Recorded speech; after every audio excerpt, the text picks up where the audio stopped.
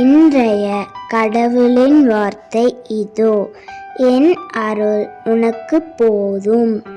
வலுவின்மையில்தான் வல்லமை நிறைவாய் வெளிப்படும். 2 கொரிந்தியர் அதிகாரம் 12 இறைவசனம் 9. இன்றைய செய்தி இதோ, நாம் பலவீனமாக இருப்பதாக உணரும்போது கடவுள் தமது வல்லமையை நமக்காக வெளிப்படுத்தும் நேரம். நம்முடைய திறமையால் அல்ல, அவருடைய கிருபையால் தான் நாம் இருக்கிறோம். எனவே சோர்வடையாதீர்கள். உங்கள் பலவீனத்திலும் கடவுள் உங்களுடன் இருக்கிறார்.